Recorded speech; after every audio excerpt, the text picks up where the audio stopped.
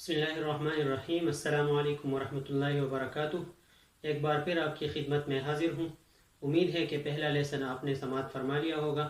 اب چلتے ہیں اور واقعہ جماعت نہم کی اسلامیات کا آغاز کرتے ہیں۔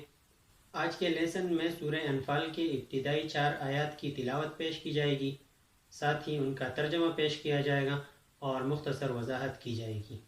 تو چلیے چلتے ہیں اور اللہ کا نام لے کر آغاز کرتے ہیں۔ پہلے مرحلے میں ہم تلاوت کریں گے۔ جہاں جہاں میں ٹھہر کر سانس لوں آپ وہاں آیات کو میرے ساتھ دہرانے کی کوشش کیجیے۔ اعوذ باللہ من الشیطان الرجیم۔ پناہ مانگتا ہوں میں اللہ کی شیطان مردود سے۔ بسم اللہ الرحمن الرحیم۔ شروع اللہ کے نام سے جو بڑا مہربان نہایت رحم فرمانے والا ہے۔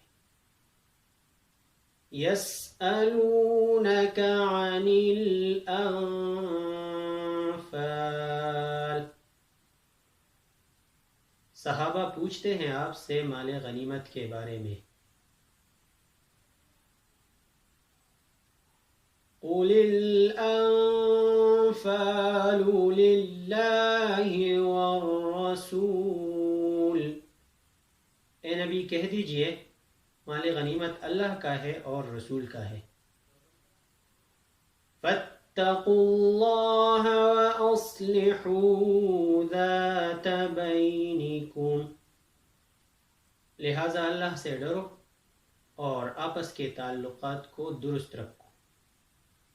وَأَطِيعُوا اللَّهَ وَرَسُولَهُ إِن كُنتُم مُؤْمِنِينَ۔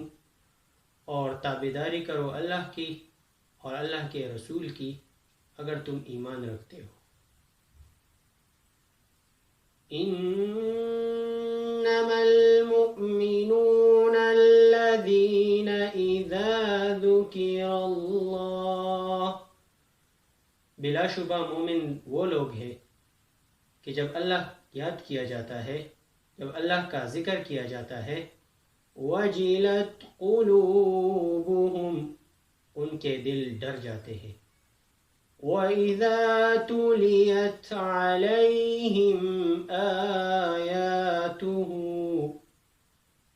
اور جب تلاوت کی جاتی ہے ان پر اللہ کی آیات، زادتہم ایمانا، تو آیات کی تلاوت ان کے ایمان میں اضافے کا موجب ہوتی ہے۔ وَعَلَى رَبِّهِمْ يَتَوَكَّلُونَ، اور وہ اپنے رب پر بھروسہ کرتے ہیں۔ الَّذِينَ يُقِيمُونَ الصَّلَاةَ، مومن لوگ وہ ہیں جو نماز قائم کرتے ہیں۔ وَمِمَّا رَزَقْنَاهُمْ يُنْفِقُونَ، اور ہمارے دیے ہوئے رزق میں سے خرچ کرتے ہیں۔ اولئک هم المؤمنون حقا، بلا شبہ یہی لوگ حقیقت میں مومن ہیں۔ لہم درجات عند ربہم، ان کے لیے ان کے رب کے ہاں بلند درجات ہیں۔ ومغفرۃ ورزق کریم، اور بخشش ہے اور عزت والی روزی ہے۔ صدق اللہ العظیم۔ عزیز طلبہ، سورہ انفال کی ابتدائی 4 آیات کی تلاوت ترجمے کے ساتھ آپ نے سماعت فرما لی۔ اب چلتے ہیں اور ان 4 آیات کی مختصراً وضاحت کرتے ہیں۔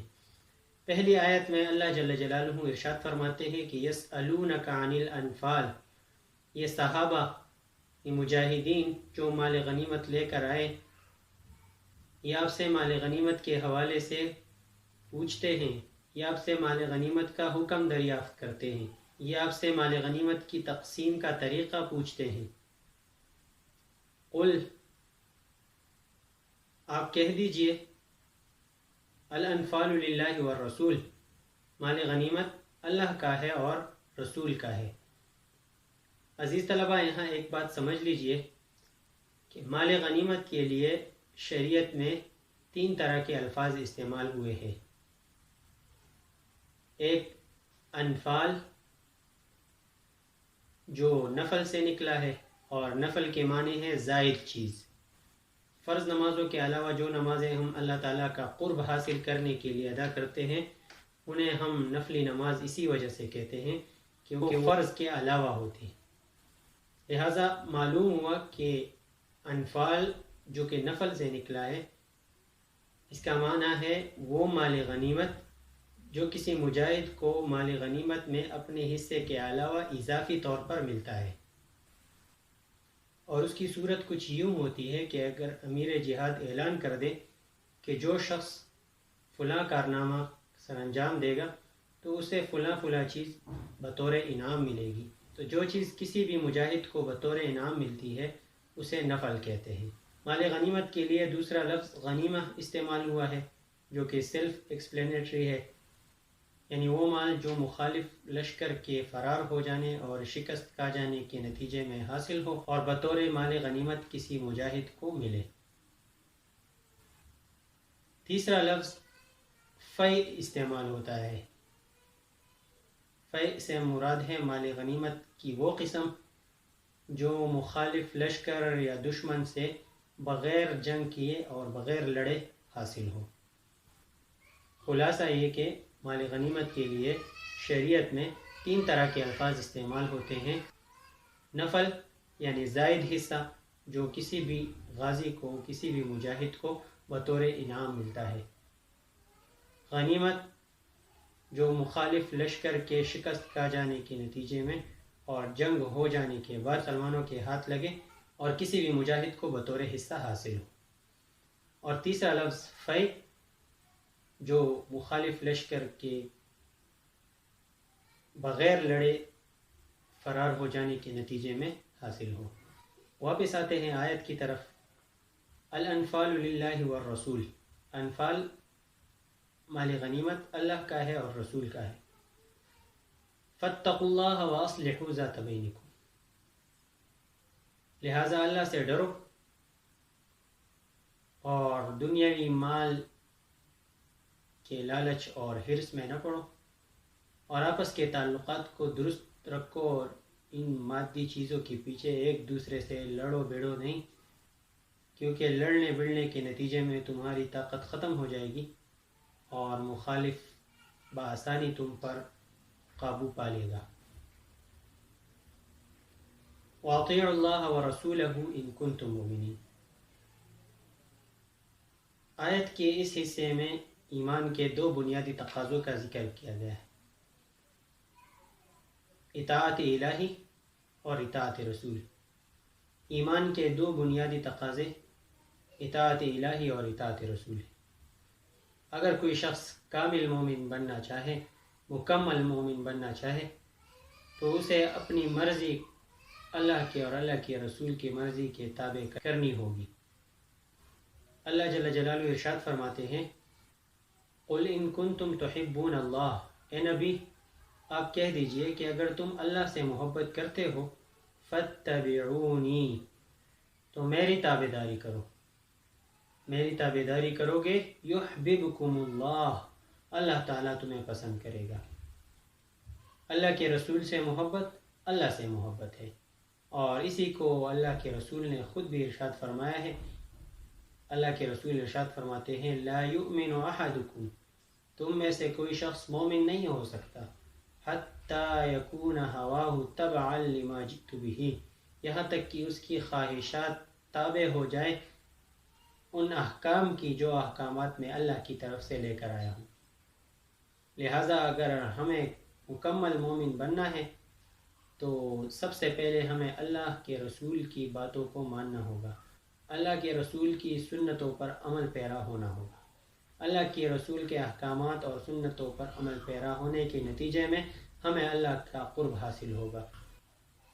اگر کوئی شخص اللہ سے قرب کا دعویٰ کرتا ہے لیکن وہ اللہ کے رسول سے بیزار ہے، تو ایسا شخص کبھی مومن نہیں ہو سکتا، اور ایسا شخص چاہے کتنے ہی دعوے کیوں نہ کرے، اسے اللہ کا قرب نصیب ہونا تو دور کی بات، بلکہ شاید وہ تو مومن بھی نہیں۔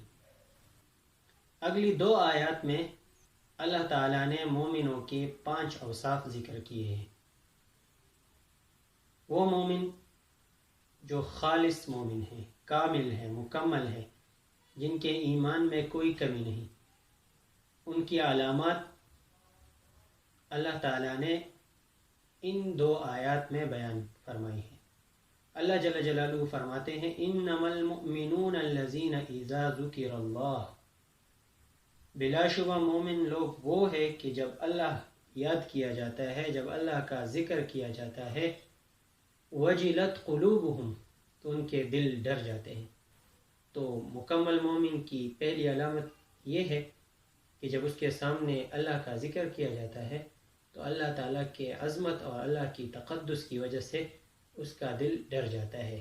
یہاں خوف کے لفظ کو استعمال نہیں کیا گیا، بلکہ وجل کے لفظ کو استعمال کیا گیا ہے، کیونکہ خوف اور وجل دونوں میں فرق ہے۔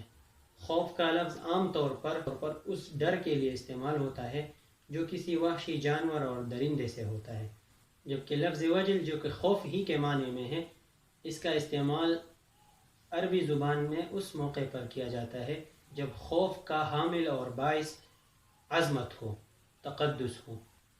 جیسے ہم اور آپ اپنے اساتذہ اور اپنے والدین کے سامنے ہچکچاتے ہیں، ڈرتے ہیں، ان کے سامنے بے تکی نہیں بولتے ہیں، بلکہ سوچ سمجھ کر بولنے کی کوشش کرتے ہیں، اور یہ ڈر ان کی عظمت کی وجہ سے ہوتا ہے۔ تو ایسا ڈر جو عظمت کی وجہ سے ہو، اسے وجل سے تعبیر کیا جاتا ہے۔ تو پہلی آیت مومن کی یہ بیان کی گئی، پہلی نشانی یہ بیان کی گئی کہ جب اس کے سامنے اللہ کا ذکر کیا جاتا ہے تو اس کا دل ڈر جاتا ہے اللہ کی عظمت اور اللہ کی بڑائی کی وجہ سے۔ دوسری نشانی یہ بیان کی گئی ہے وَإِذَا تُلِيَتْ عَلَيْهِمْ آيَاتُهُ زَادَتْهُمْ ایمانا، کہ جب مومن کے سامنے اللہ تعالیٰ کی آیات کی تلاوت کی جاتی ہے تو ان کے ایمان میں اضافہ ہوتا ہے۔ ایمان کے اضافے سے حلاوت ایمان یعنی ایمان کی مٹھاس مراد ہے۔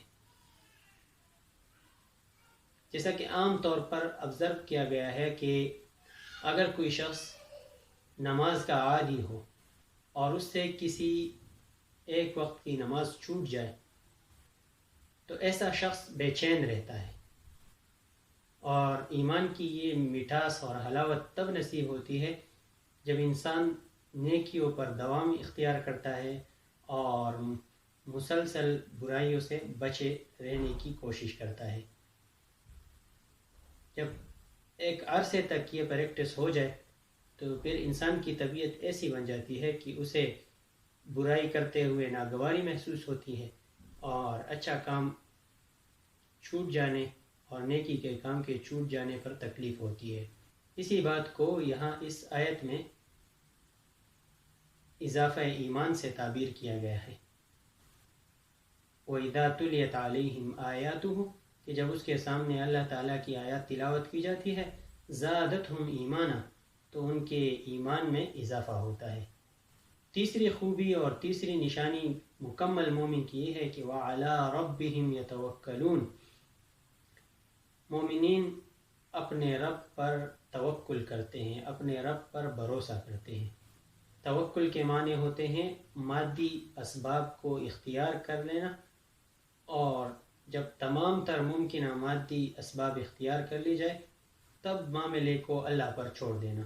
کسی شخص نے نبی کریم صلی اللہ علیہ وآلہ وسلم سے دریافت فرمایا تھا کہ توکل کیا ہے، تو نبی کریم صلی اللہ علیہ وآلہ وسلم نے جواب میں فرمایا اربط بعیرک ثم توکل علی اللہ، پہلے اپنے اونٹ کو نکیل ڈالو، اسے باندھ لو، تب اللہ پر توکل اور بھروسہ کرو۔ یہ نہیں کہ مادی اور ظاہری اسباب کو چھوڑ دو اور سب کچھ اللہ ہی کے ذمے ڈال دو۔ اگلی آیت میں مومن کی چوتھی خوبی بیان کی گئی ہے کہ الذین یقیمون الصلاۃ، مومن وہ لوگ ہیں جو نماز قائم کرتے ہیں۔ اگر آپ غور کر لیں تو یہاں نماز قائم کرنے کا ذکر آیا ہے، نماز ادا کرنے کا ذکر نہیں آیا۔ اسی طرح 21ویں پارے میں ہے کہ اتل ما اوحی الیک من الکتاب واقیم الصلاۃ ان الصلاۃ تنہی عن الفحشاء والمنکر، بلا شبہ نماز بے حیائی اور برائی کے کاموں سے روکتی ہے۔ تو سوال یہ ہے کہ ہماری نماز ہمیں برائی اور بے حیائی کی کاموں سے روکنے پر کیوں مجبور نہیں کرتی؟ جواب واضح ہے، ہم اور آپ نماز ادا تو کرتے ہیں، نماز قائم نہیں کرتے۔ نماز قائم کرنے کا مطلب یہ ہوتا ہے کہ نماز کو اس کے آداب اور شرائط کے ساتھ ادا کرنا، خشوع خضوع کے ساتھ ادا کرنا۔ بلکہ نبی کریم صلی اللہ علیہ وآلہ وسلم نے تو یہاں تک فرما دیا کہ جب اذان کی آواز سنائی دے اور تو نماز کی طرف چل پڑو، اور یہی اقامت صلاح ہے۔ یعنی جیسے ہی اذان کے الفاظ سنائی دے تو نماز کی تیاری میں لگ جانا چاہیے۔ تو مومن وہ ہے جو نماز قائم کرتے ہیں، نہ کہ نماز پڑھتے ہیں۔ پانچویں اور آخری خوبی جو اس آیت میں کسی مومن کی، مکمل مومن کی بیان کی گئی ہے، وہ یہ ہے کہ وَمِمَّا رَزَقْنَاهُمْ يُنْفِقُونَ، جو کچھ ہم نے انہیں دیا ہے اس میں سے وہ خرچ کرتے ہیں۔ کوئی بھی انسان جب دنیا میں آتا ہے تو اس کے وجود کے علاوہ اس کے پاس کچھ نہیں ہوتا۔ جو کچھ بھی اس کے پاس کپڑے، مال، اسباب وغیرہ آتا ہے، اس کی پیدائش کے بعد اسے ملتا ہے۔ تو یہ سب اللہ ہی کی طرف سے کسی نہ کسی توسط اور وسیلے سے اسے حاصل ہوتا ہے۔ اللہ فرماتے ہیں کہ جو کچھ بھی ہم نے اسے دیا ہے تو یہ مومن اس میں سے خرچ کرتا ہے۔ یہاں خرچ کرنے سے صدقات نافلہ بھی مراد ہے اور صدقات واجبہ یعنی زکوٰۃ بھی مراد ہے۔ میں زکوٰۃ ہی سے کام نہیں چلاتے بلکہ زکوٰۃ کے علاوہ وہ نفلی صدقات رہتے ہیں۔ اگلی آیت میں اللہ جل جلالہ نے ان لوگوں کے لیے انعام کا ذکر کیا ہے جن میں یہ 5 صفات پائی جاتی ہیں۔ اللہ جل جلالہ ارشاد فرماتے ہیں اولئک هم المؤمنون حقا، یہی لوگ در حقیقت مومن ہیں جن میں یہ 5 صفات پائی جائے۔ لہم درجات عند ربہم، ان کے لیے درجات ہے ان کے رب کے ہاں، ومغفرۃ، اور بخشش ہے، اللہ تعالیٰ ان کے تمام گناہوں کو معاف فرما دے گا، ورزق کریم، اور عزت والی روزی ہے۔ عزیز طلبہ، اگر غور کیا جائے تو اس آیت میں اللہ تعالیٰ نے مومنین کے لیے، مکمل مومن کے لیے 3 طرح کے انعامات کا ذکر کیا ہے: درجات عالیہ، بلند درجات، بخشش اور عمدہ رزق، رزق کریم۔ اسی طرح مومن کی جو صفات پچھلی آیات میں پیش ہوئی وہ بھی 3 طرح کی ہے۔ ان صفات میں سے ایک قسم کا تعلق دل سے ہے اور باطن سے ہے،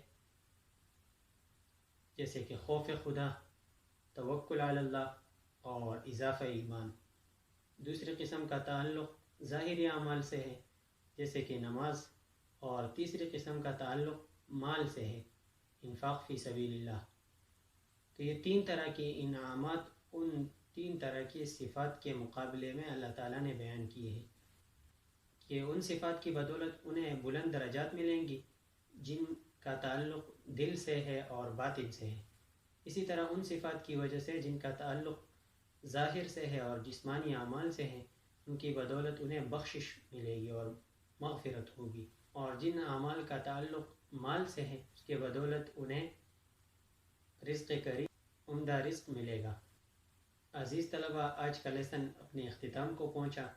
امید ہے کہ جو باتیں ہم نے اس لیسن میں بیان کی وہ آپ کو سمجھ آ گئی ہوگی۔ اس لیسن کو توجہ کے ساتھ سننے کی کوشش کیجیے، اور جہاں کہیں کوئی بھی بات آپ کو سمجھ نہ آئے آپ کمنٹ کیجیے، انشاءاللہ اس کی وضاحت کر دی جائے گی۔ اسی کے ساتھ اجازت چاہتا ہوں، ملتے ہیں اگلے لیسن میں، تب تک کے لیے اپنا خیال رکھیے گا۔ اللہ حافظ۔